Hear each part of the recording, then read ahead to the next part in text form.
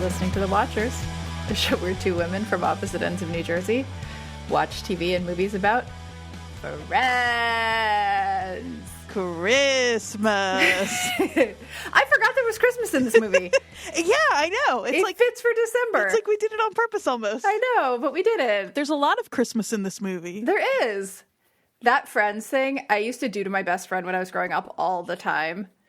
Like, I was kind of annoying, but I would like grab her face and just be like, friends. We watched Better Off Dead. We watched Better Off Dead. 1985, John Cusack, written and directed by Savage Steve Holland. Great name. Great name. He was a child at the time. I had no idea until I started doing research for this movie. He was 24. Insane. Nobody should be able to do anything at 24. Yeah, I think that some people might argue that he shouldn't have been able to do this movie at 24, but... This movie is good. I know. This movie is really good. I know, but John Cusack famously did not agree with that. Yeah, and reading stuff about him trying to walk it back now like he wasn't a total brat about it then is like, all right, John, just say you were a total brat about it then. It's fine. Apparently he walked out 10 minutes into the screening and didn't come back because he said it was stupid. Yeah. I think he thought it was going to be even darker than it was. That's so funny. This movie's pretty dark. It's also very silly, and I'll bet. Yeah. I think John considers himself, despite his catalog, a pretty serious actor. Despite his catalog. I think it seems to have really kind of like fucked with Steve Holland too. Like John's reaction to it. Oh, yes, for sure.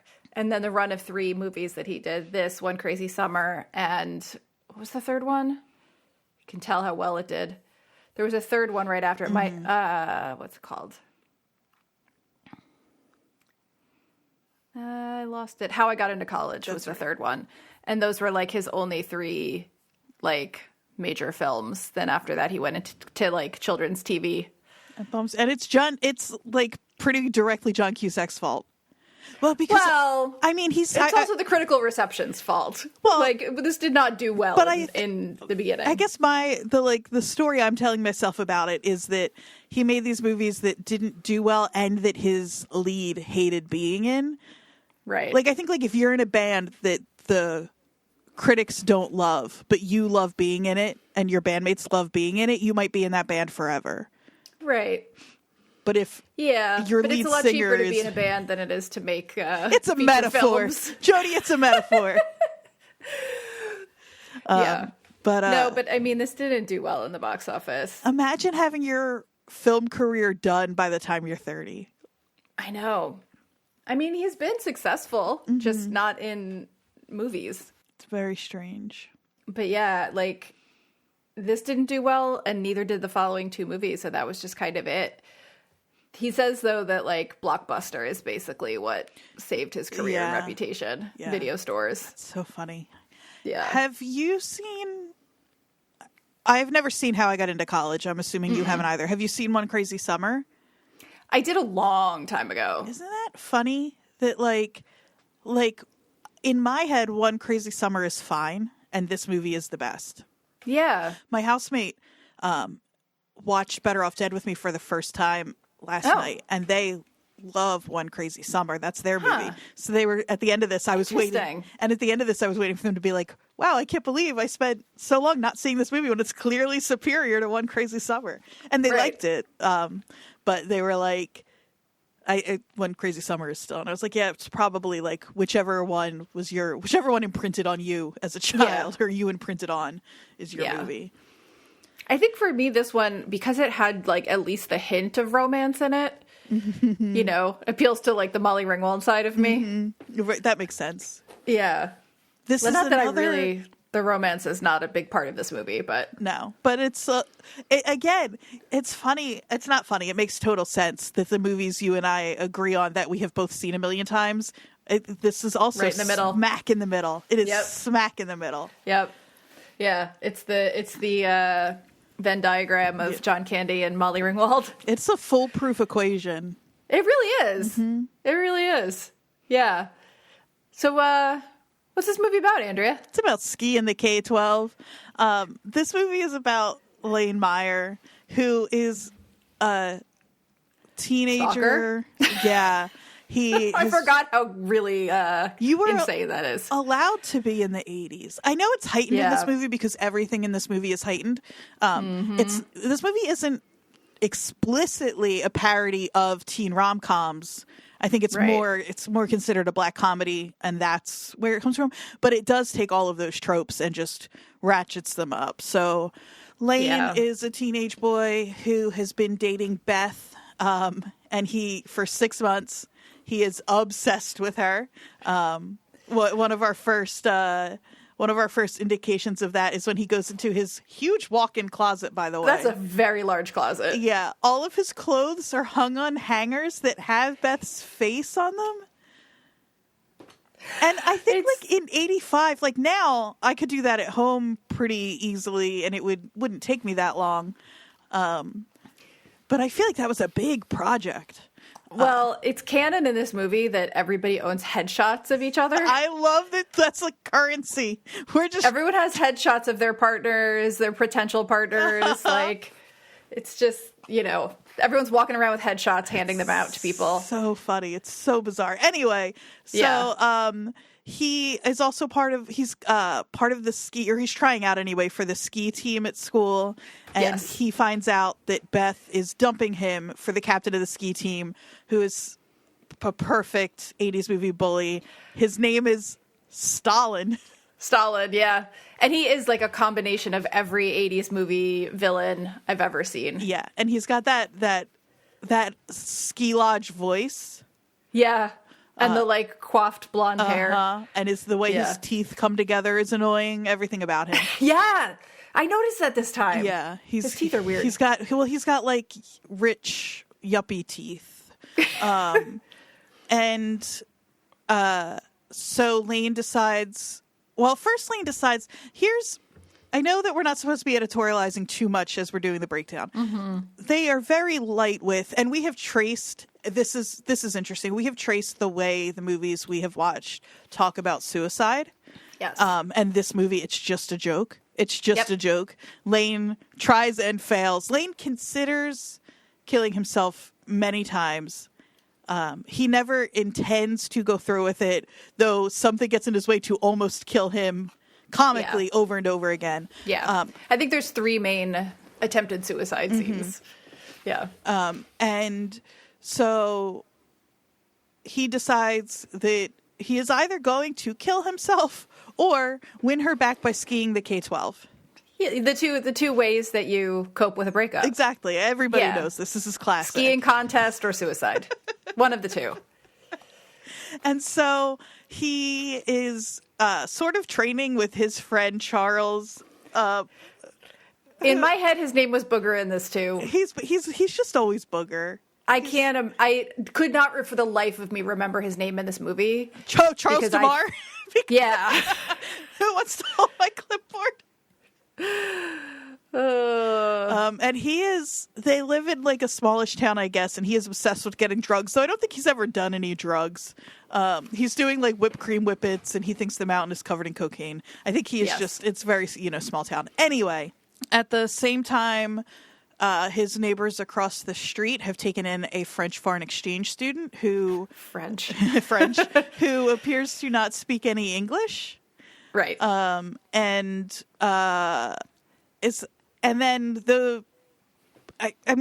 strokes, the two of them meet and start a little romance. She helps him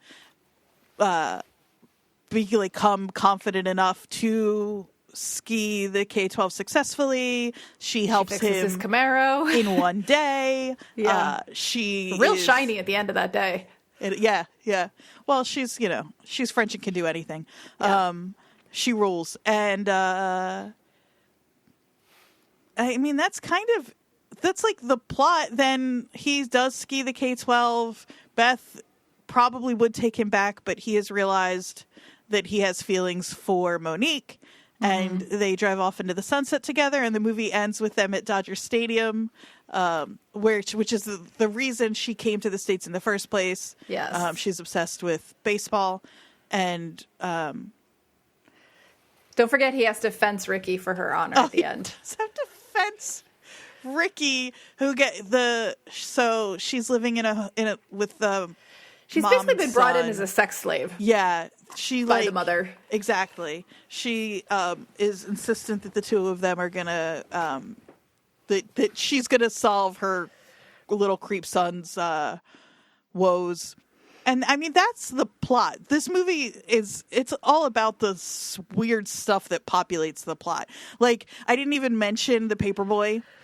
Yeah. And the plot is like, boy loses girl, boy tries to win back girl through skiing, boy falls in love with, girl with more substance, is tempted to go back to the first girl, ends up with the girl he's supposed to end up with. Right. Teen rom-com.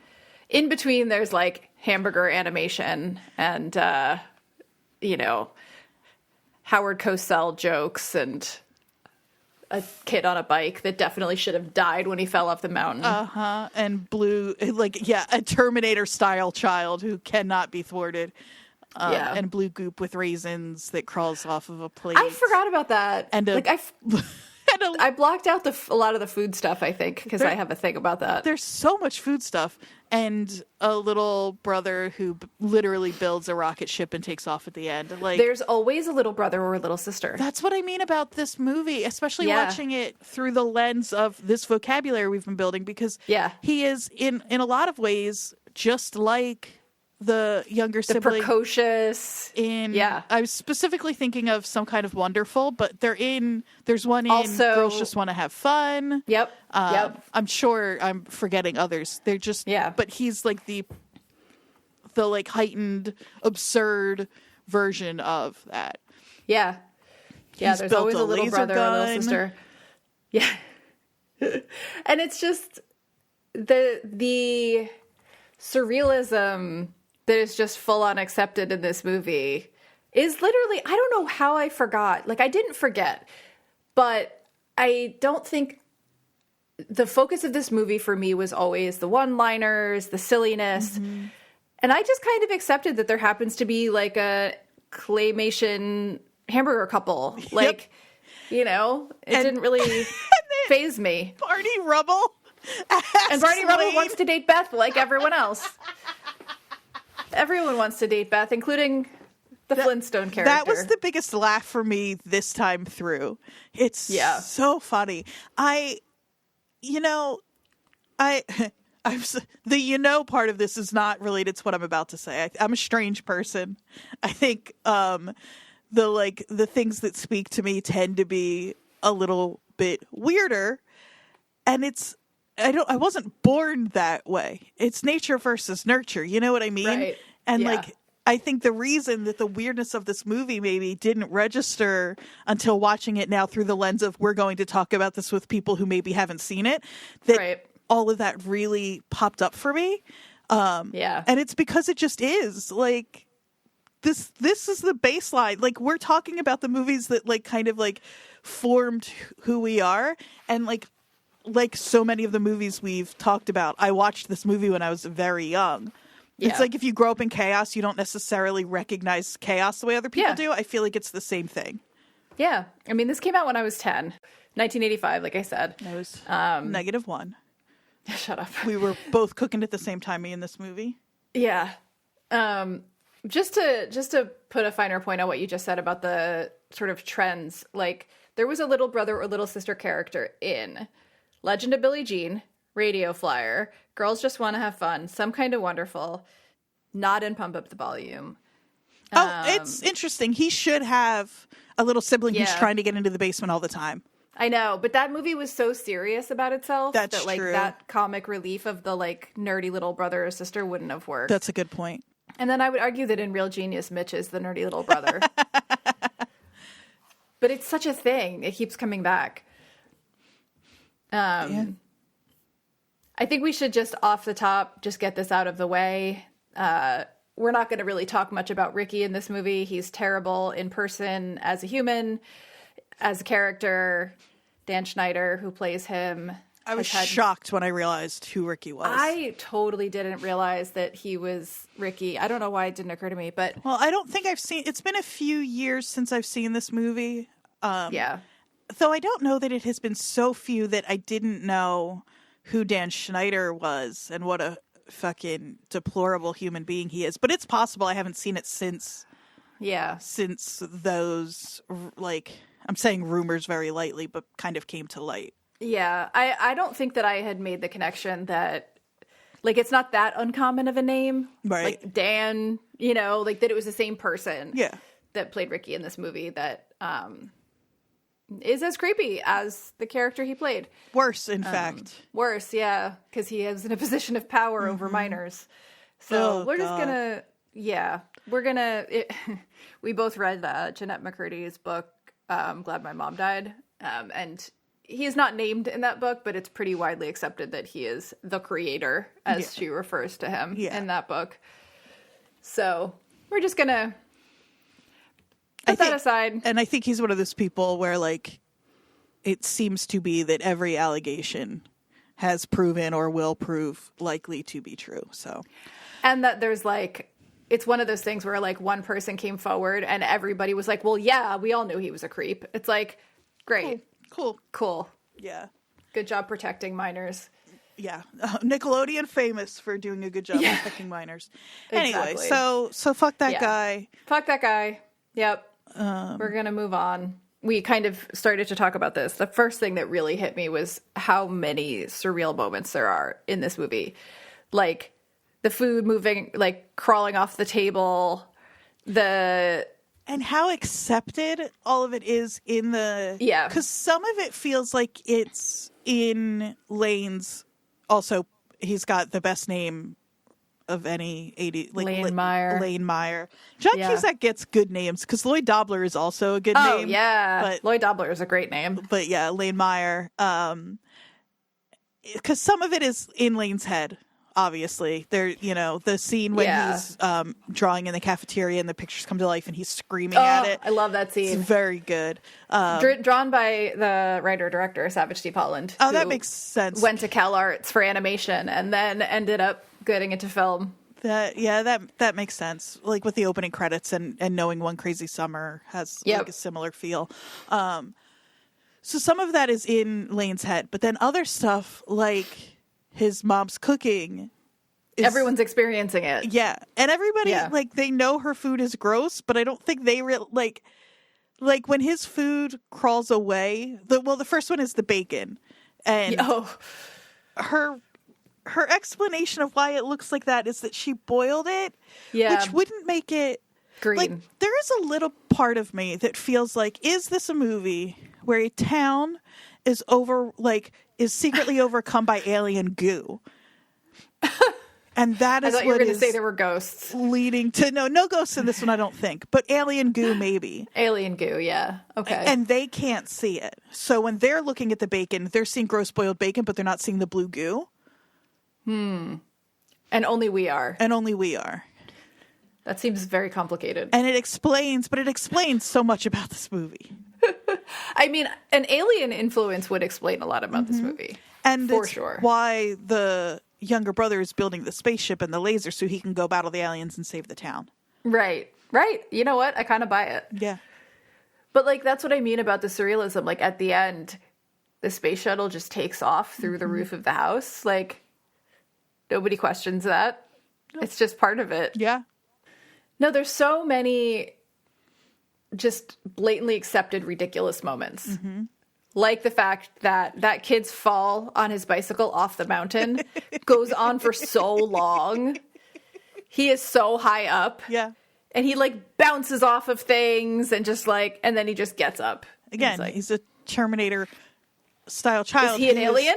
He is either an alien and therefore unkillable, or maybe, well, no. We never see anybody eat his mom's cooking, do we? No. Because I wonder if eating the goo makes you indestructible, and maybe the paperboy Maybe he ate it? Mm-hmm. Okay. Either way. I think it could go either way. I think so, too. I wrote in my notes, that kid is definitely dead.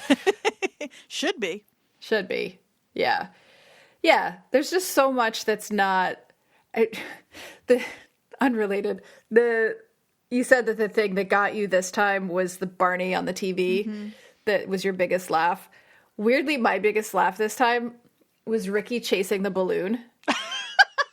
at the dance. Yeah, that is It just such a tiny little moment. It's very silly. Yeah, I did clock that this time too. Yeah. Oh, and Ricky's mom, like, she's incredible. She's so good. I really wanted her to be from Jersey. I do have a Jersey connection for us. We're going to save it I for the know, end. I'm excited because I don't have one, but I really wanted her to be, like, originally from Jersey. Yeah. Could have gone that way. She's from Ohio, which, as we've discussed in the past, is like Midwest Jersey. Yeah, certainly. The moms in this movie in general, what's her name? Jenny Meyer. Is that Kim Darby? Kim Darby, yeah. She was only 38 when this movie came out. I wondered why she looked so fucking young. They tried to make her look older, and it didn't work. Bums me out. I know. She was 38, and they made her into like a dowdy mom. She's so lovable in this movie. I know. She's trying like a so young, hard. hot woman, and they were like making her look like, she's only stereotypical mom. 12 years older than. How old was? No, he was 17. He was actually pretty young, but still, she would have been very young when she had him. She would have been 20 when he was born. They're playing again. Another thing about this movie, they are playing fast and loose with ages in this movie in general. Like, we're just like Beth. I think Beth is 24, 25. The actor, what's her name? Amanda Weiss, I think is her name. She's in her mid-20s, and this isn't nice to say, but she could be fucking 45 years old, and I would not be surprised. So could a lot of people in this movie playing teenagers. Yeah. It was very much of the time, but still, like, when the movie started and they're in high school and you see, like, the cafeteria scene and with the basketball players and everything, I'm like, adults. They're all 40. Like, they're all 40 years old. I just don't think... I wonder how much of that has to do with Savage Steve Holland being so young and just not knowing, like, I don't know. It was just so common at the time, like... Yeah. But it is 6-year-olds playing teenagers. Crazy all over this movie. I'm trying to decide how... There are a couple of ways to read the fact everybody wants to date Beth, which in this movie is kind of funny. And if you do look at this as a movie that is like pointing at teen rom-com tropes at the time and like and turning them up, it is like when the teacher that everybody loves, it's Vincent Scavelli who... He rules. I love him. Yeah. But Mr. It's not Belker, but it's close to that. It's like Mr. Berker? Belding? Belker? Belding? Mr. Kerber. So Mr. Kerber, he's in everything. He's in everything.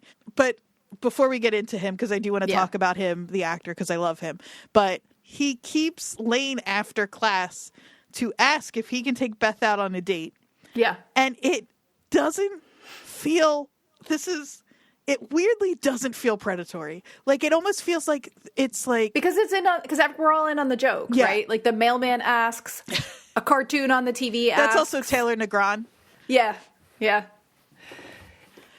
no, it's just, right, it's part of a bit. You're right. It's exactly the same. Because here, other thing is all the surrealism and all of that. You could make an argument that all of that stuff, I just said the opposite a few minutes ago, but that all of it is in Lane's head. And that to Lane, it's like this ski guy wants his ex-girlfriend, and so now he's feeling threatened by everybody around him. So Barney Rubble wants to date his girlfriend, the math teacher, so it can We also don't think of her as a real person. No. Like, she has no personality, she's just sort of this avatar for, like, popular girl. Right. Which is a problem in teen movies, especially of the time, but not only of the time. So again, we can point to that as I keep saying point to is my phrase this week, I guess. Okay. But we can look at that as like a fault of this film, or as this film being aware of that being an issue of movies of the time. Yeah, because she, her whole personality is just like, she's a popularity avatar.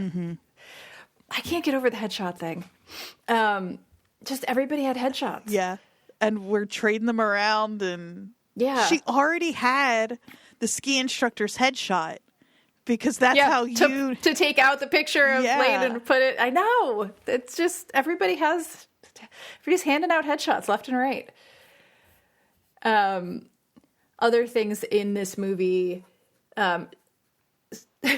Should we? Oh gosh, there's so many directions we could go with this. So let's stick with surrealism for a moment, because the kid falls off the mountain. He's fine. Ricky's mom's face blows up to the point where the house explodes, but she just has a bandage on half her face for the rest of the movie that is constantly about to fall off. There should be so many dead people in this movie.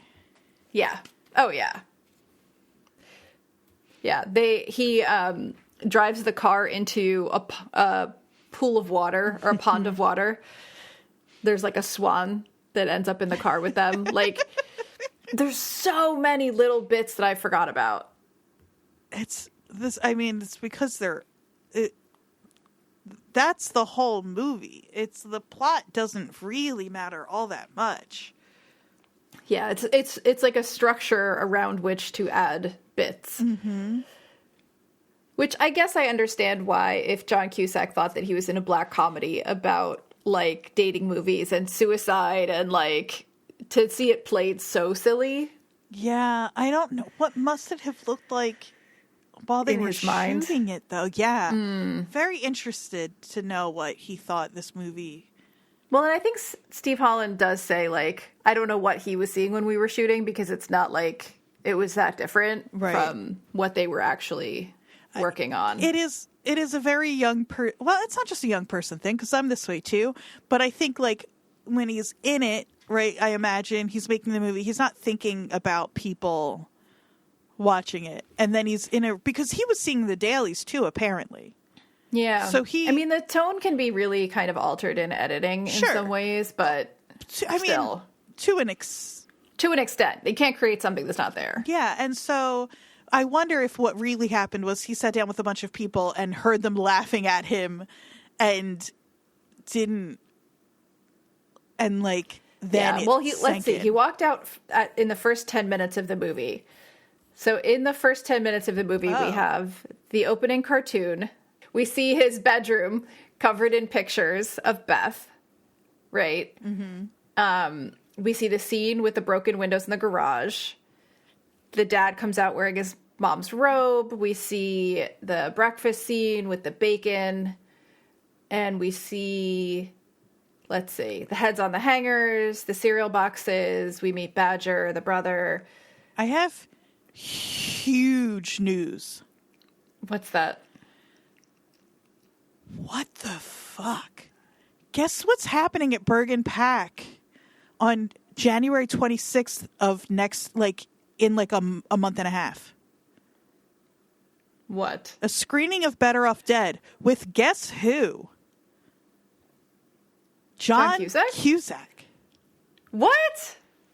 He has been making, like you said, yeah, but it's his so walk wishy-washy back. where he's been like, well, I wouldn't want, I feel bad if Steve thinks I hate the movie. I didn't have anything against it. I was just a big baby who walked out during the screening and refused to talk about it. And wouldn't even sign a fucking poster at a convention. Now you're...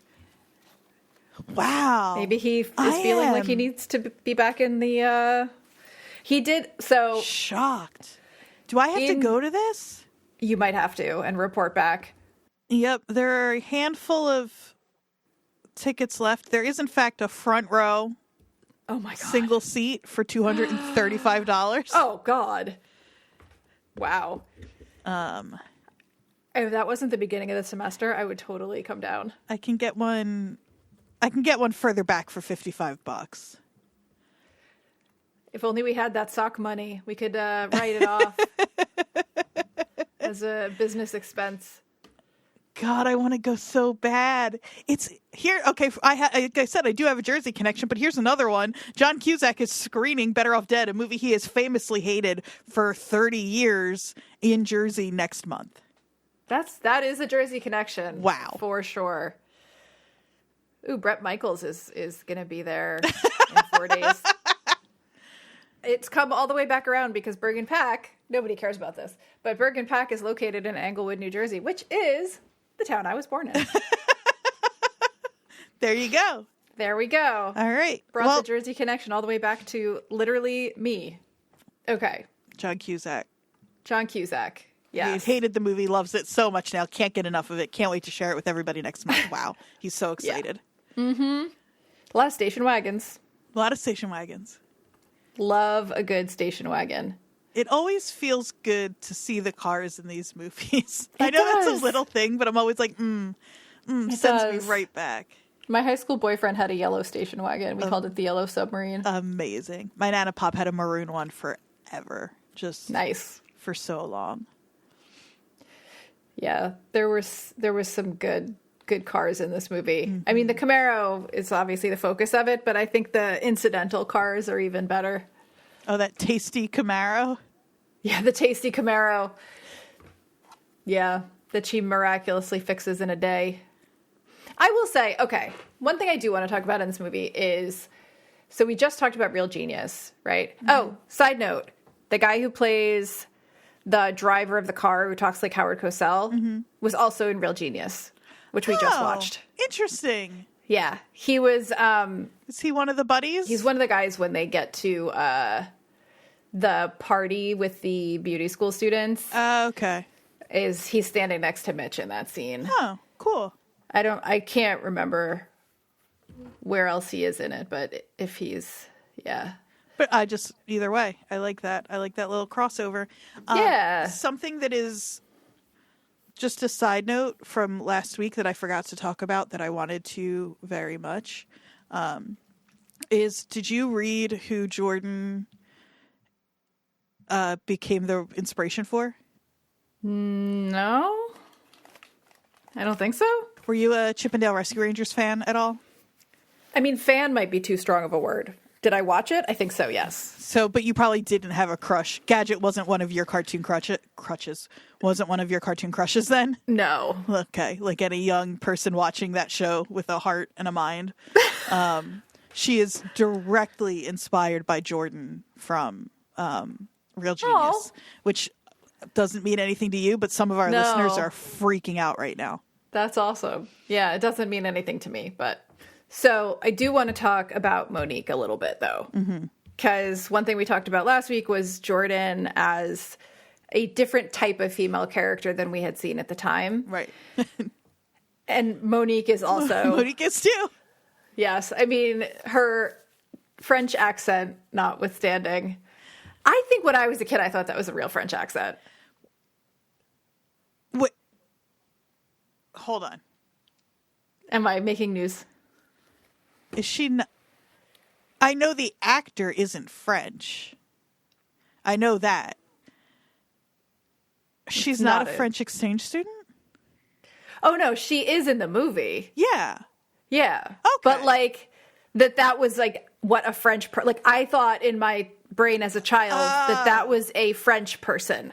Oh, no. Okay, I see. The actor is from Long Island. Yeah, she's amazing. Yeah. Diane Franklin, she's iconic.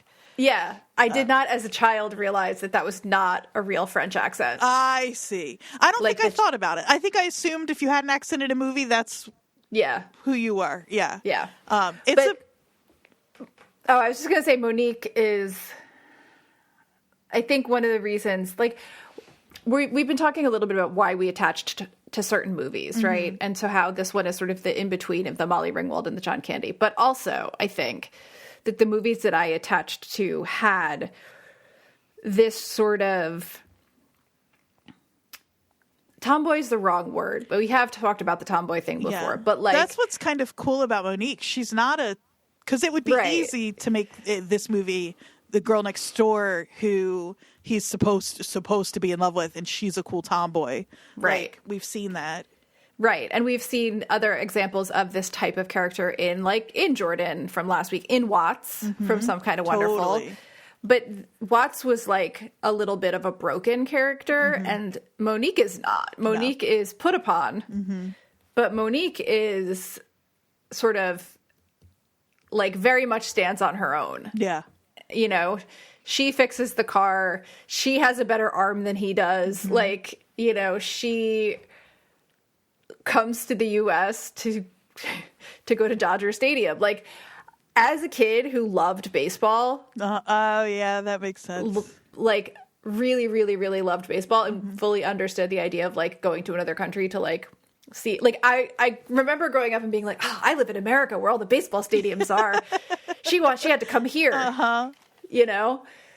And so, like, I related really hard to that part of this movie, like her tomboyness and her love of baseball. And, like, I played softball, not well, but like, you know, there was a brief period in my life where I was like, I'm going to be the first female baseball player. And it's like, no, you're really not. You're not good. But yeah.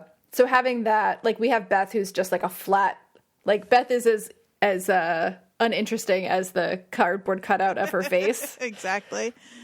But Monique has personality. Rules. She's rebellious. Yep. She's like, you know, she's fun and having fun, and she's like, she's in this movie for herself in a way that considering the fact that she doesn't really talk until more than halfway through the movie, and she doesn't even really show up much until halfway through the movie. We see her once, but I forgot how long it takes for her to kind of become a big part of it. And considering the fact that, like, she is kind of his, like, deus ex machina in a way, like fixing the car and giving him she doesn't really teach him how to ski. She gives the same advice that Charles DeMar does. So that's, you know, it's not about that. But despite all of that, she still does feel like her own person in this movie. Absolutely. Absolutely. And, like, she doesn't really need any of them. You know? Exactly. She doesn't need his approval. Like, he falls in love with her and she's like, this is cool. Yep. I like you too. Right. I'm a little sad that you might want to go back to your ex-girlfriend. Oh, you don't? Cool. Let's go. Like, she's just, you know, on her own. Yeah, she rules. I love her. I know that I always say that I don't listen to podcasts about the movies we watch until after we watch the movies, and then I have broken that the last, I think, 3 weeks in a row. But what I did do was listen to an episode of a podcast that I have already listened to. So I feel like that doesn't count as like cheating. And you know what? I should say I need to stop with that because it does. Like, research is research, and I think, like, the genre. If I were writing a book than reading an about Better about Off Dead, and I said I didn't read any books about Better Off Dead, I would fail that student. So absolutely. So maybe I need to ease up on that. I just don't want anyone to accuse me of podcast plagiarism. But I'm citing my source here, which is: have you listened to I Was There Too? Oh, it's a fantastic podcast. It's Matt Gorley. I know the name. He's, you know the name because he's attached to every comedian that you and I like. He's Conan's producer on Conan O'Brien Needs a Friend, but he's been around forever. Okay. He does Super Ego, and he has a podcast called With Gorley and Rust with Paul Rust where they talk about horror movies they like. Anyway, all of that to say, he has a fantastic podcast called I Was There Too, where he interviews people who have smaller parts in huge movies and what it was like to be on set. And it maybe like a year ago, he did an episode with Diane Franklin. Oh, nice. And she loves Better Off Dead. Apparently, it's still like her favorite thing she's ever been in. Oh, she loves I love that. Monique. When she goes to conventions, she brings Monique's jacket and lets people wear the jacket. That's awesome. She's like, and sometimes people are like, no, I can't. And she's like, no, put the jacket on. Like, and she apparently has a real love for dialect. Like, her thing is voices. And that accent is really intentional. She was like doing her like thicker, more authentic French accent, and she was like, it doesn't work for that movie, and you might not be able to understand what Monique was saying if I leaned in and did a really authentic French accent. So apparently that was a choice, which I think is fun, and it sort of works for the weirdness of this movie that this I mean, super authenticity and realism is not the goal here. Exactly. Anyway. So that was a long walk to get to the fact that it's that when you started to say, like, you didn't realize that wasn't a real French accent, what I thought you were saying was that is actually an American student pretending to be a French exchange student for some reason in the fiction of the film. No. Yeah. And I could see, like, I wouldn't have been shocked to realize I missed that. And that, like, maybe she's an alien. I mean, she comes out of nowhere. We don't know anything about her backstory. She fixes everything. Is she? She's like a benevolent alien. Jodie. Yeah. Wow, is this whole movie that the aliens are actually here to try to help? Maybe. And now they're all like cute girls who like baseball. Well, hold on. And now I'm ready for the invasion. Sorry, that was terrible. I, for one, welcome our new baseball Our overlords. Yeah, exactly. Yeah, our new. She does refer to them though as the Brooklyn Dodgers, which they're not anymore. When did they? They moved in the 60s. I know. So maybe is she an alien? Is she an alien? And that just because she doesn't know. It takes a little. They didn't get the news that the Dodgers moved in like 1960. Or maybe she's one of those people like who are real, put their foot down about it. All I know about I think of them as the Brooklyn Dodgers because there's a band I love, I Am the Avalanche, who are from New York, and they have a song about the Brooklyn Dodgers. So I always have to like be like, no, Brooklyn Dodgers, they're in LA because I don't follow baseball. All I can say is that my dad was an enormous Brooklyn Dodgers fan. Uh-huh. And when they left, we've talked about this, when they left to go to LA, he could not root for the Giants. Uh-huh. No, not the Giants. He couldn't root for the Yankees, and he couldn't root for... There was another New York team at the time, I think. And so he did not have a team until the Mets started in 1962 because he needed a National League team, not an American League team. Fascinating. So, yeah. So as someone who was a huge Brooklyn Dodgers fan, he did not become a Los Angeles Dodgers fan. He felt betrayed by the fact that they left. Waited for another New York National League team. That's 100%. I would have done the same. It's the right thing to do. Yeah. Don't get me wrong. Yeah, exactly. Your dad had convictions. He had integrity. Exactly. Brooklyn Dodgers is a great song by that band, by the way. Just a little shout out to I'm the Avalanche. I love them so much. Anyway. Yeah, no, we never actually said the exact quote from the top of the mountain, but go that way. Really fast. If something gets in your way, turn. I've never been skiing, but I feel like that's enough to tell me how to do Here's what I know about skiing. That quote and pizza French fries for what your skis do. If you want to go fast, you make pizza. If you want to go fast, you make French fries. And if you want to slow down, you make pizza. I didn't even know that much. Why do I know that? I don't know. Skiing was what the rich kids did where I grew up. Oh, skiing is such a... That's the thing is like, in my head, I'm like, was this just skiing seemed like a bigger thing in the 80s also than it is now. Yeah. And definitely is a rich person sport. I think it's still... It's not a cheap thing. Yeah. But like, so we've talked on the other podcasts about the difference between two towns over in New Jersey. We've kind of brought it up here too. But like, I grew up in Saddlebrook. I didn't know anyone that skied, I don't think. And then I moved to Glen Rock, and there was like literally like a yearly ski trip. It was organized by the school, and I did not obviously go because I could not afford it. Yeah. But like, I went from a non-skiing town to a skiing town. Also, there's a very important episode of Dawson's Creek that takes place over a ski trip. So, very important. Of course. But yeah, the skiing in this movie, I don't know. Lane is really bad at skiing, really good at skiing, both. It's the case because he crushes it eventually. He does eventually, on one ski too. So like, that's pretty impressive. Yeah. And I think he's supposed to be decent. Right. And like, just the panic of flying down the mountain on one ski with the bike kid chasing him, it makes him even better. Uh-huh. And it is that the K-12 is just really incredibly difficult to ski. Yes. Yeah. Unless you're Monique or Stalin. Right. Apparently both John Cusack and the guy that played Stalin did actually... I don't know if they were the ones in that. I don't think they were... I think there were stunt doubles for that scene, but did ski. They skied the K-12. And that the director also tried, and he got hurt. Steve! Yeah. Savage Steve! Yeah, he crashed and ended up with stitches. Oh, funny. Yeah. Oh, man.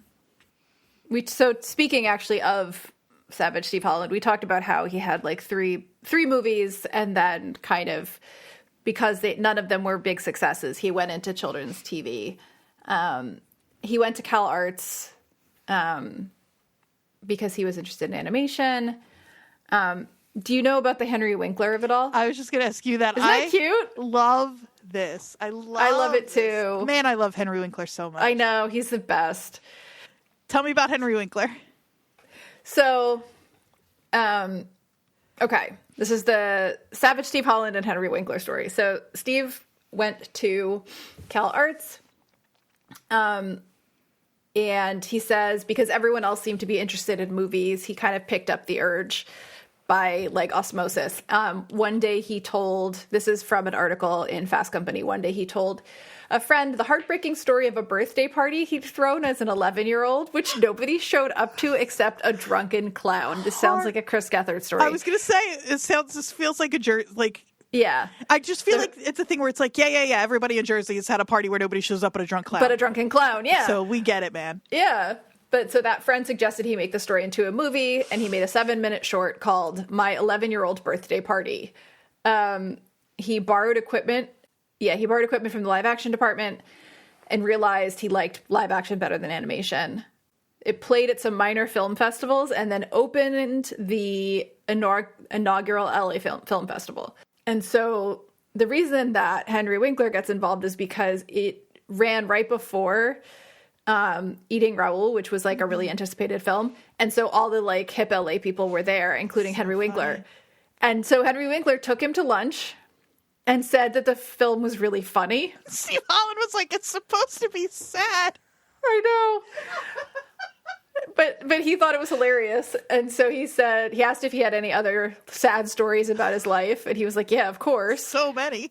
And so Henry Winkler gave him an office at Paramount to work out of, to write his next movie. Can you imagine?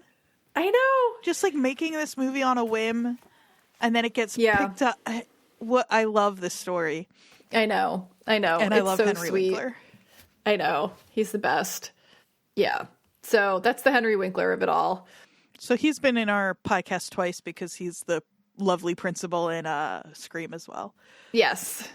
Yeah, he was involved with Encyclopedia Brown, Eek the Cat, an animated spinoff of Sabrina the Teenage Witch. He directed 13 episodes of Lizzie McGuire and apparently credits Hilary Duff for the reason that he decided to have children.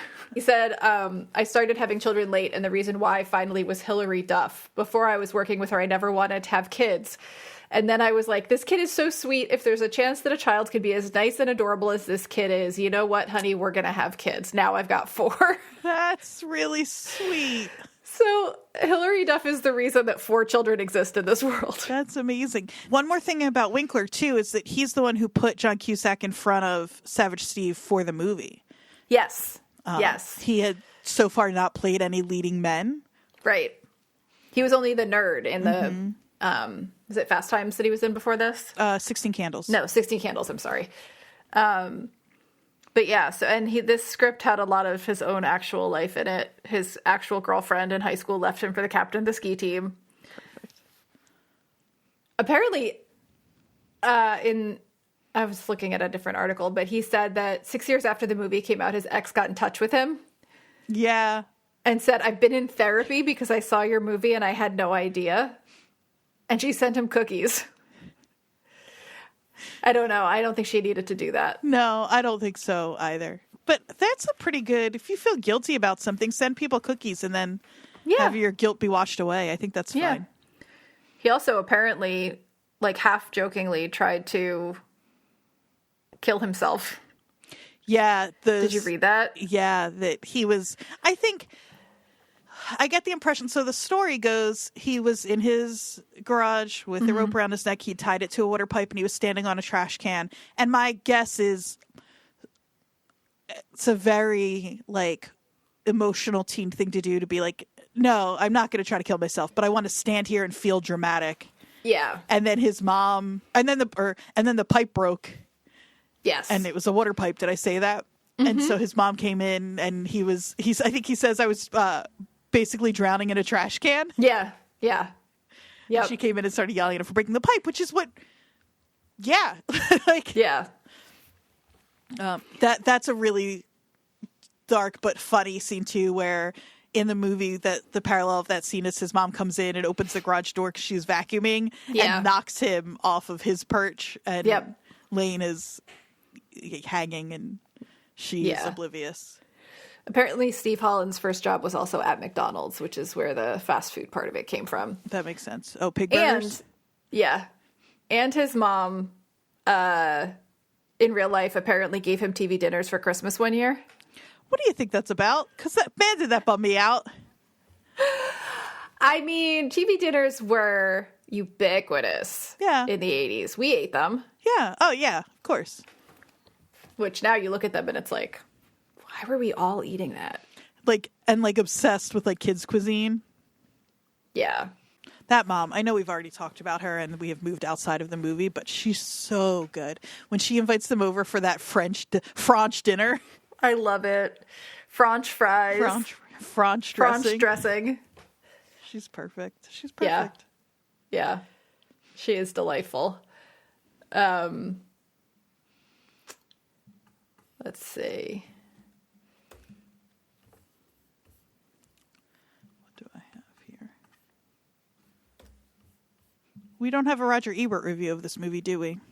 No, we do have a New York Times review that was pretty harsh. Mm-hmm. It did it did bomb at the box office.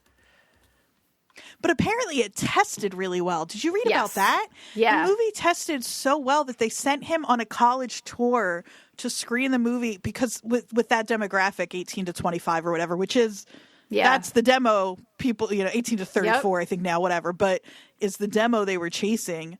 And it did so well that they sent Savage Steve Holland on a tour with the movie to screen it at colleges and talk with students about it. And then it bombed. Bombed. Did you find anything that said what audiences' reactions, was it that it was too weird?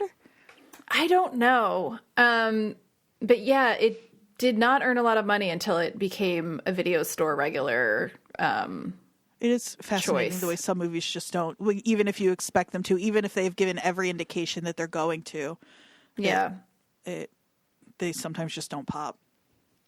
Yeah.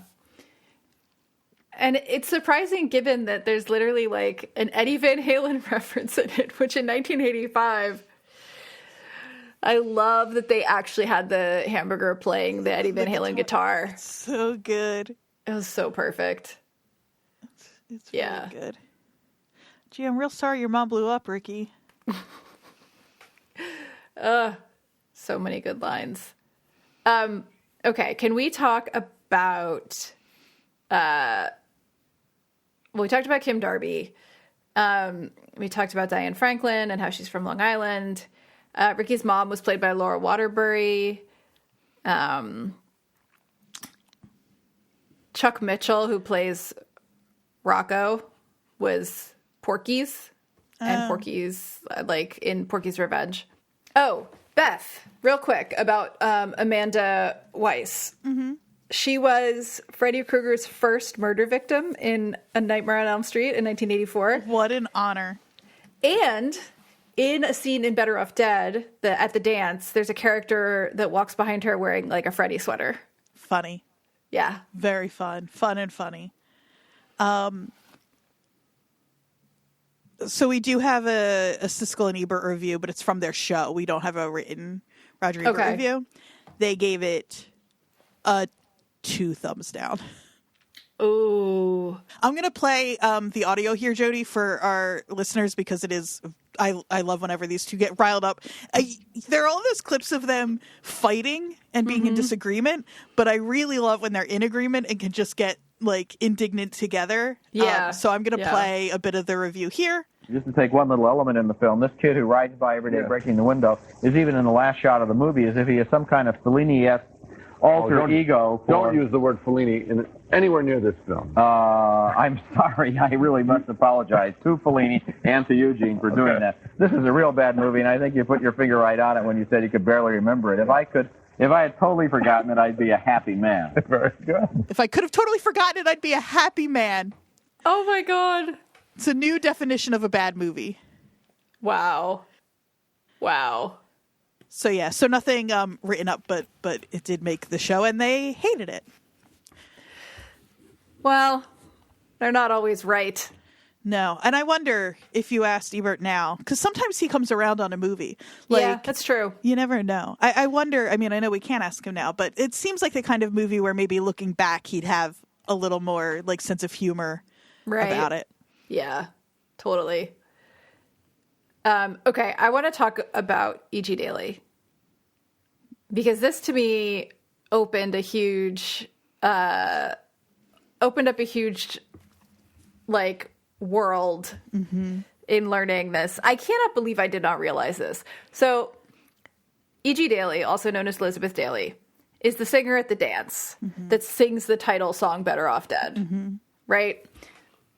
When I watched this movie, I loved her. I loved her because I was into sort of like pop metal, right? You know, as she's like a Jersey kid. Yeah, it's very like Lita Ford, you know. It reminded me also of, like, in the opposite direction, Renee Zellweger's character in Empire Records, like that same voice. Yeah, you know, I can kind of hear that little girl pop kind of sound. But I loved her character, which her character isn't a character. She just sings at the dance. But the thing that blew me away is that I did not realize so many things about E.G. Daily. Very, very accomplished voice actor now. But most notably to me, she's fucking Dottie. Yeah. She's Dottie in Pee-wee's Big Adventure. And I looked it up when these two came out, because they're both 85. Yep.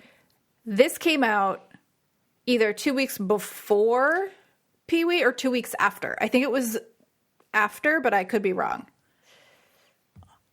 2 weeks apart. Crude of me to say. So when did they come out? Was it August? Yes. August 85. I just feel like... How do I say this? My DNA. Better Off Dead came out 2 weeks after Pee-wee. Isn't it interesting that I was gestating while these movies were in the ether? Do you know what I mean? Does that make sense? I do. Do you understand what I'm saying? I do understand what you're saying. Yes. But you are the alien baby of Better Off Dead and Pee-wee's Big Adventure. I just think that, like, there's... Now I'm furious that I'm not a little older, that I couldn't have seen these two movies 2 weeks, you said 2 weeks apart, in the theater. What a time to be moviegoing. I was 10. I was in a pretty good spot for it. It would have... Although, young again, for Better Off Dead, but... my brain was still goo the first time I saw these movies, so maybe it's actually... I wonder if I'd be slightly more normal. I wonder if I'd be more like you, if I'd been a little older when these movies came to me. I'd be a little more, like... You're referring to me as slightly more normal than you? I don't know if that's been established. Slightly more. I don't know if that's been established, Andrea. Anyway, this is so huge, 2 weeks apart. Huge news. Yes, so E.G. Daily had this and her role as Dottie come out at the same time. Can you imagine? But almost as important, not as importantly, but also importantly, she is the voice of Tommy Pickles in Rugrats, which was not a show I was really into, but she was Buttercup in the Powerpuff Girls. I can believe I didn't realize the woman at the school dance was Elizabeth Daily. That I can understand. I do not know how I didn't know that Dottie is the voice of Tommy fucking Pickles. Yeah, I know. She contains multitudes. The last person we need to talk about, who we mentioned earlier in the episode, is Vincent Schiavelli. Oh yeah. Yes. He's incredible. He's the One teacher. Flew Over the Cuckoo's Nest. He's in Ghost. Yep. A million things. I know him most importantly, obviously, from this movie. But the where he means the most to me is in he's in one of my favorite and like most celebrated episodes of the X-Files. Oh yeah. He's in Humbug, which is the like circus. I can say circus freaks, right? That's what the episode's about. Circus performers, the community of circus performers. He's like the lead guy in that. And he's also in a couple episodes of Buffy. He plays a like elder magic, like warlocky council member. Which is very much his vibe. Yeah. Yeah. He also authored 3 cookbooks. What? And wrote on food for magazines and newspapers. And in 2001 received the James Beard Journalism Award.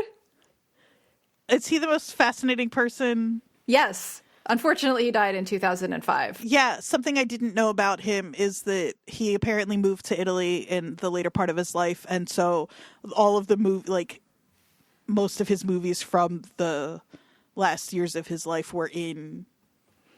Yeah, I think he was movies. Sicilian. Yeah, so that's interesting. Yeah. Yeah, super fascinating guy. Super small part in this movie, but like really memorable. Mm-hmm.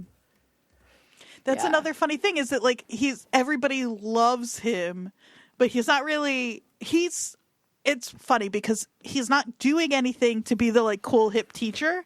He tells them to read 70 pages and they're like, yay! But I kind of get it.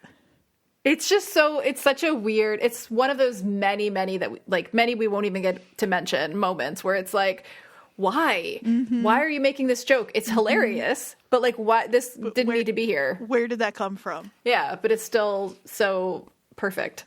You just reminded me of the scene that in the classroom where he gets sent to the board with Beth, and then we get the flashback of him and Beth having sex in the station wagon. And he says, that thing I put on, it broke. It broke. Do you think there was a rating issue where they weren't allowed to say where like saying the word condom? I mean, it was 1985. Was an issue? That Who thing knows? I put on. The literal like difference between sort of the raciness in this versus what else was out at the time. Like Porky's had been out. I mean, like, I don't think so. I think it was just rating on this movie. Probably PG-13. Well, was PG-13 a thing yet? But condom is a weird word to affect a rating, so I'm not sure. Yeah. I'm just curious about the choice of the word. I wonder if they thought using the word condom in that scene just wasn't funny. Maybe. Like I don't know. I just thought that was a really curious choice of I mean, this is a movie that had a scene with a seal in it that was deleted, so PG-13, just for the record, became a thing in 1984. Yeah, I don't know. That's just something that, I know that's really nitpicky, but we are a movie rewatch podcast, so I feel like it's okay to be nitpicky. Yes. Right before we started recording, I found an Entertainment Weekly article about the DVD extras that never became a part of the Blu-ray. Part of this is because Steve Holland doesn't own the rights to this movie anymore, I think, and they just kind of put stuff out without asking him. So do you think is the reason, I only did a little bit of reading about this part of it, and maybe you know more than I do. The movie was not available to stream. You weren't, that's not true. You couldn't buy it. You could not purchase the movie digitally to own. Once in a while, it would show up on like apparently we're streaming on Showtime for a little while, but in general, very difficult to stream and own this movie. Yeah. And do you know if that has anything to do with Steve Holland, maybe not when he did have the rights, not wanting it out there? I don't. I haven't seen anything about that. Yeah, I do know that he does not have much to do with its releases. Mm-hmm. Because basically in this article it says like he works at Paramount now and he saw a sign for the Blu-ray coming out and he was like, wait a minute. He'd never been approached to record like an extra directorial commentary or anything. Bummer. I know. He said throughout the years I've never even known who had the rights to it. Fascinating. And he says every now and then someone will pop up and say, do you know who has the rights to it? Because we're talking about maybe doing a remake of it. And I'm like, oh, please don't do that. The stupidity of the moment is what's key. It's not a great story or anything, I mean, that sounds dismissive, but he's right. No, I know. He is right. What would the because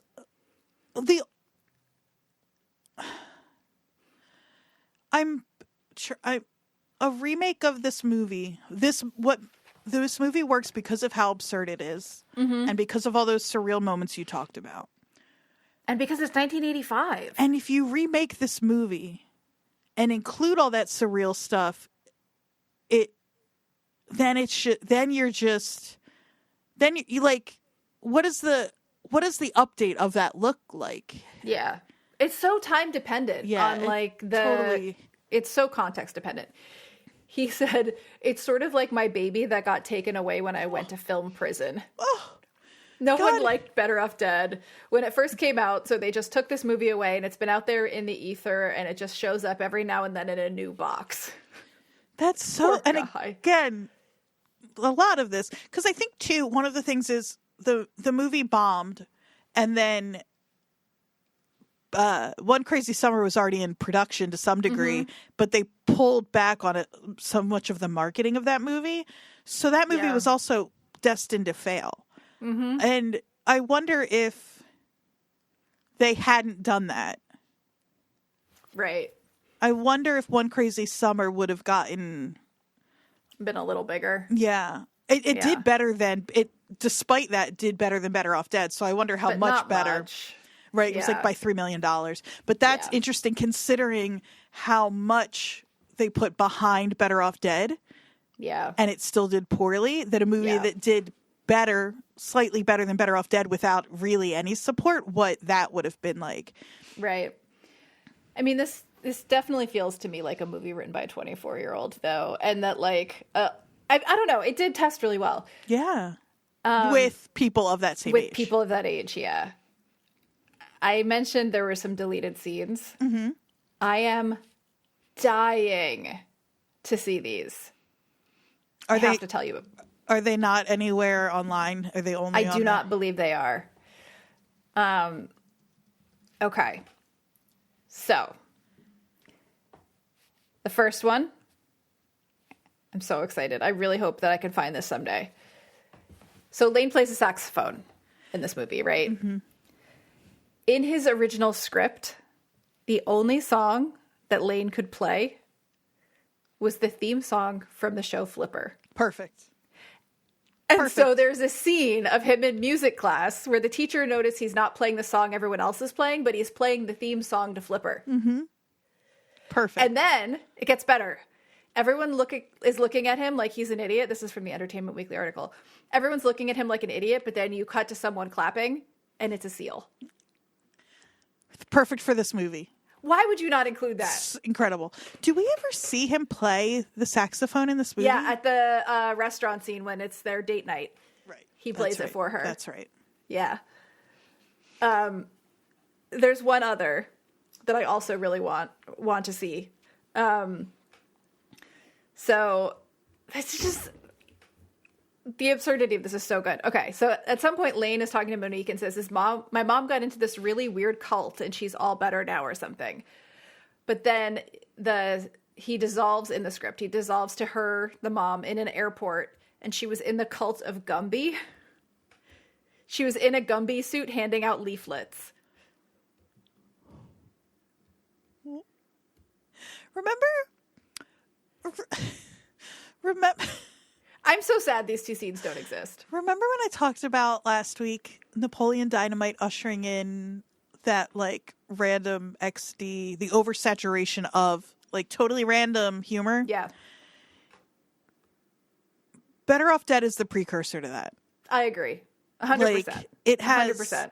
It has the like a seal clapping for Lane playing the sax and only being able to play the theme song from Flipper. So funny. Like, that's a perfect joke. If you random gags. If you don't think that's funny, listeners, we are not the same kind of person because it's so funny. That is so funny. Why is there a seal at their school? Funny. And of course the seal loves it. Seal's going to love it. Of course. Yeah. And his mom was in the cult of Gumby. This is not like, they're just so absurd, amazing. The only other thing that they mentioned that changed was that originally Charles DeMar also asked if he could take out Beth. And then they realized that it was too sad for him to not have one friend. Yeah. That was not going to try to date his ex-girlfriend. I like that Charles DeMar is, I mean, he's a mess, but he's like a good friend. He really is. He's like super supportive and he wants Lane to succeed. Can I say something without people getting mad? Oh no. Not Booger, but something about Charles. Charles? This time is it the top hat? Maybe it's the top hat. He's just marching to his own drummer. That's another one of those Dickens things. Character. He looks like he's in a Dickens story. He's got Muppet energy. He does have Muppet energy. He's so likable in this movie, and he's so not in other movies that I've seen him in. But my favorite scene, actually, of him in this movie is when Stalin comes up to them in the cafeteria and starts making the joke about how, like, oh, you know, you've got to shave your girlfriend more. Like, it's like a homophobic joke about him and Lane. And instead of, like, having any real reaction, he just laughs so hard. Like, it is the absolute funniest thing he's ever heard in his life. Yeah. To the point where, like, he comes up to him in a later scene and is still laughing and is like, shaving, like, just cracks up the whole time. That is just such a funny reaction. Mm-hmm. That's all the trivia that I've got about it, but I need to see the seal scene. I know. Oh, you know who else is a cool girl in this movie? The lawyer's daughter that his dad sets him up on a date with. And she's like, well, I'm definitely going to order double desserts. And she tallies it up. And she is not. Because you think when he goes to pick her up, Lane has a weird... This was for the first half of this conversation. Lane is he is like at times so insecure. And then other times he has such an overinflated ego. When he's like, there's a scene with the basketball team when he's like, she'd be thrilled, whatever. She'd jump at the chance to date me. And then when he goes to pick up the nerd girl with the antenna thing on her face, he says she's got headgear. Yes. He goes and he's like, you think what's going to happen is this nerd is going to be obsessed with him. Right. And, like, he's going to have to go on this awful date with this, like, weird nerd girl. But she wants nothing to do with him. She gets him to give her $13 for his half of the date. Yeah. And then she goes on her merry way, and we never hear from her again. And Lane is made a fool of, and I love that. Did you think... he's really the villain of this movie, I would say. Yeah, he really kind of is. He's a stalker who, like, is redeemed by... a like spunky female character that I guess makes him a better person. I don't know. He's terrible though. And then the other terrible, Ricky. Did you think at the end of the movie, when Ricky is bested in their fencing scene and then a hand reaches out to him? Mm-hmm. I was expecting, again, I've seen this movie so many times, but both of these characters are so minor. I was expecting when they cut to who it was helping him up, it was going to be that girl. But it's just a different nerd. Yeah. Yeah. I know that part was, I couldn't really figure out the reason for that other than just a way for Ricky to, like, leave his mom behind. Right, to tie up and walk away. Yeah, I think that's all that is. It's just an extra little comedy, quote unquote. I don't know that it's very funny, but beat. That fencing scene is great, though. It's really funny. This movie has a few, like, tacked on, like, codas. You know, it's like he wins the race. He goes off with Monique. We think that's the end of the movie. Nope. Ricky comes back. They have their fencing scene. That's the end of the movie. Nope. Dodger Stadium. That's the end of the movie. Nope. Then we're going to have the space shuttle taking off. Which really reveals everything about the alien invasion that makes the whole rest of this movie come together. Right. I read something about the Dodger Stadium ending. I think it was the writer that said, like, because it's not explained how they get into Dodger Stadium or any of that. And he's like, in my mind, like, Monique can do anything. So she probably picked the locks and they got in that way. Yeah, that makes sense. Which that tracks. Alien technology can do that. I'm not surprised. Oh, apparently the studio wanted the title of this movie to be Out on a Limb. Because they had that on a list of approved titles. Out and he had to. Limb. It ended up being a Matthew Broderick movie. Out on a Limb. I know, it makes no sense. Better Off Dead makes sense, what with the trying to die all the time, at least. Yeah. So he won the fight and got the title he wanted. But then One Crazy Summer was titled by the studio. He had actually titled it something like What I Did on My Summer Vacation or something. He said, they made me call it One Crazy Summer because they wanted the audience to know exactly what they were in for. I was like, that's like calling a Woody Allen movie One Neurotic New York Jewish Guy. It is going to make me sad for a very long time that I can't see that deleted scene of the seal clapping. I think that's all I've got. I love how stupid this movie is. I love the full-on absurdity of, like, the food crawling off the table. Mm-hmm. Like, you like raisins? Apparently when they were filming the scene where she, like, is spooning the glop onto the table, they had to film it, like, over 25 times because everybody was cracking up hysterically. Except her. Funny. She kept a straight face every single time. Perfect. Consummate professional. But, like, people were, like, just having the giggles like crazy because it was so dumb. That's amazing. Diane Franklin said, I was, like, a little sour on John Cusack reading about what a grump he was about this movie. But apparently on set he was perfectly fine. And she said he was lovely and they had a great time together. And she remembers him being very sweet. And so again, I think he didn't realize... He didn't start to feel embarrassed about this movie until he was in a room with other people watching it. Yeah, that's a bummer. Mm-hmm. But now you can go to Bergen Pack and see him talk about it. I'm going to say, how dare you, you wishy-washy baby. You should go and just stand there in the front and yell at him. Uh-huh. Get that front row seat for $200. That's right. Are you ready for our Jersey connection? Yes! Oh my God, I'm so ready. What is it? I am way more excited about... I knew immediately what my Jersey connection was for this movie. It is going to matter to me and like maybe two of our listeners. Rick from Bergenfield, if you're listening, this one's for you as well. Obviously, our Jersey connection is the pop punk band Lane Meyer. They're okay. All one word, Lane Meyer. Okay. They were/are a pop punk band from the like late 90s, early 2000s who I saw a handful of times. I have heard of them. I'm not... oblivious. They're great. I love them. That's awesome. They have the best band name, and they are true pop punk defenders to this day. I have two favorite things about them. I have three. I actually have a new favorite thing about them. I have three favorite things about them that are all Jersey related. One is Mike Doyle from the band has one of my favorite podcasts. There's a podcast called This Was the Scene, which started as like an interview podcast of people in the Jersey pop punk scene from that time. And It has since branched out, and now it's just like interviews with people who either affected or were affected by the pop punk scene of New Jersey. Geth did a really great episode with them.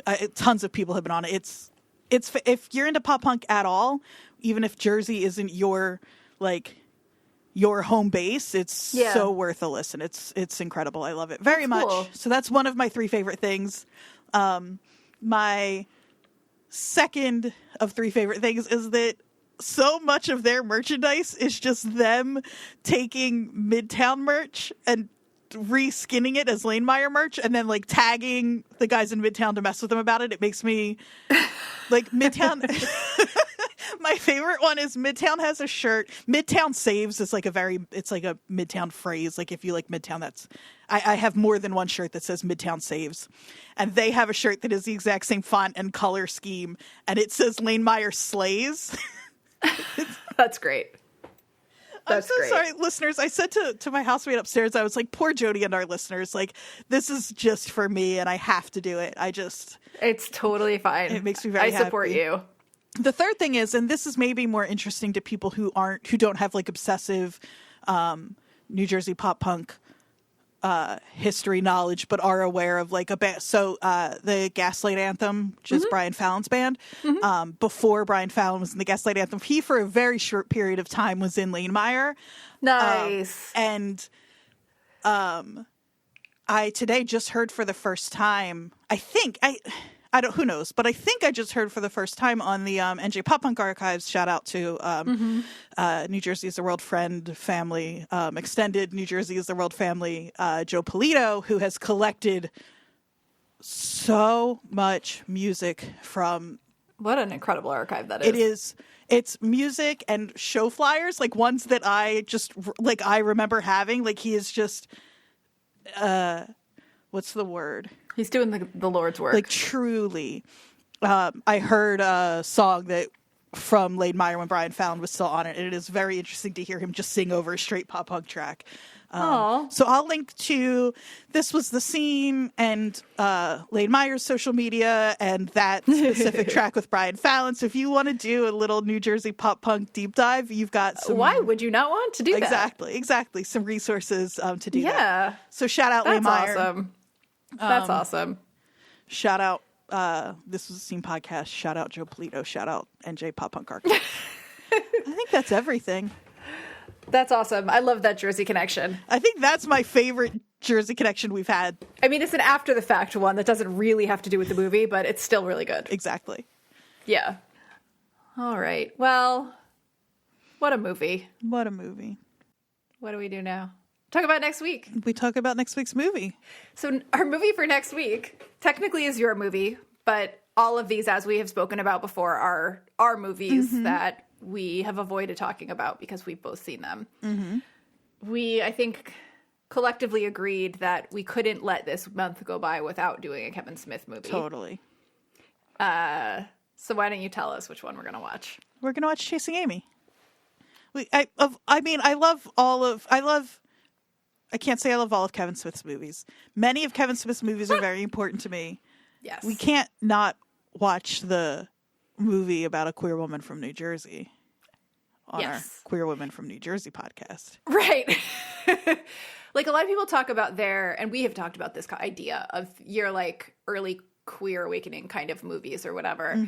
And we've talked about how there's this thing about queer people seeing queer themes in movies that aren't queer because we didn't have a lot of representation. This was the first movie that I saw that depicted a bisexual woman in any real human way. Like that wasn't sort of like over the top sexy, right. like, the slutty bi woman, like all this stuff, all these like, this was like a real movie about what could have been a real person in a real place who happened to be bisexual. And that was like a part of the movie. Right.